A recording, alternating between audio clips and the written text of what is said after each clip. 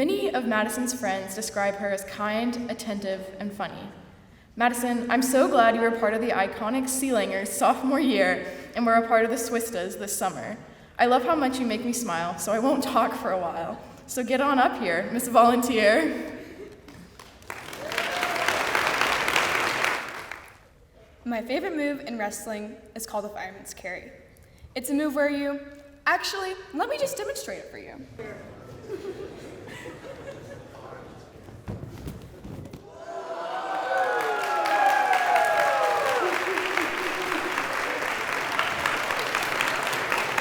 Thank you, don't try that at home. As you can see, I had to shoot to her leg and put myself in a vulnerable position. I had to get out of my comfort zone. During my second semester of my junior year, I was in a rough spot.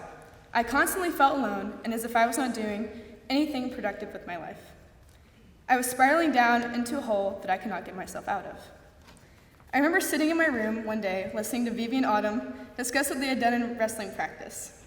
None of it made sense to me because I had been fencing at the time. So you can imagine the response I had given them when they begged me to come to a practice. There was no way I was letting Autumn and Vivi beat up on me. No, really. Have you seen how strong one is? Imagine them both tackling you. The thought alone made me shudder and I declined them continuously. However, I caved. I could not resist the charm or the threats of these two. When I walked into the middle school wrestling room, I didn't anticipate the chaos awaiting me.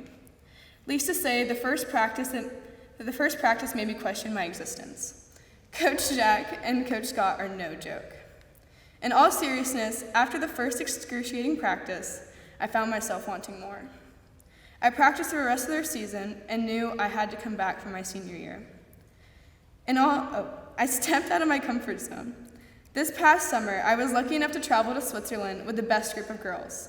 The sights were gorgeous, and the hikes were everything I could have asked for. I looked down from the top of Mont Blanc, which was a very intimidating at first, but nonetheless a stunning view. I was able to walk across a high-altitude throw walk and crawl through a cage tunnel that only had the view of a high top below me. I was petrified, yet I knew I would be upset with myself if I did not attempt it. The activity that really pushed me was ziplining. I remember we had the option to zip line and thought, oh, for sure, I did this once at 4-H camp. It can't be that bad. Granted, the zip line at 4-H camp was only 5 feet off the ground, and I was in 4th grade.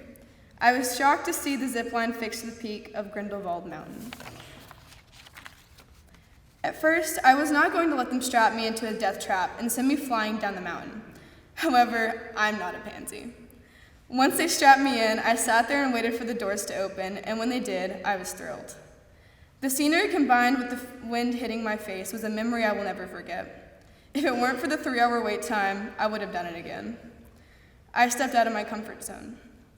I tell you both stories to give you my sense of stepping out of my comfort zone. If it weren't for me getting out of my comfort zone, I would not have gone to regionals and complete my goal of winning a match at state. I also would have not made the best memories in my first time outside of the country. This can look different for every person. You may have a hard time talking to people and creating friends. You may hold yourself back and not join a specific club or sport because you're afraid you won't be good. You may even not want to get on the stage and give a speech. Whatever it may be, take it on head first. You will never know your true potential if you stand around and make excuses for yourself. I want to end my speech by thanking a few people in my life. Thank you, Vivi and Autumn, for being the best friends I could ever ask for.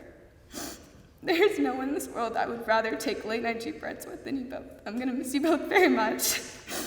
Thank you to all my coaches I've gotten to work with, Coach Loyal, Coach Smith, and both Coach Vines.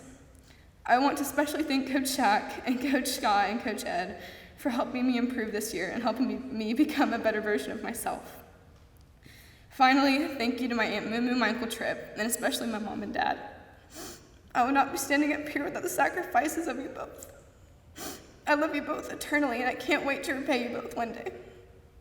Thank you for everyone for listening, and go Big Red.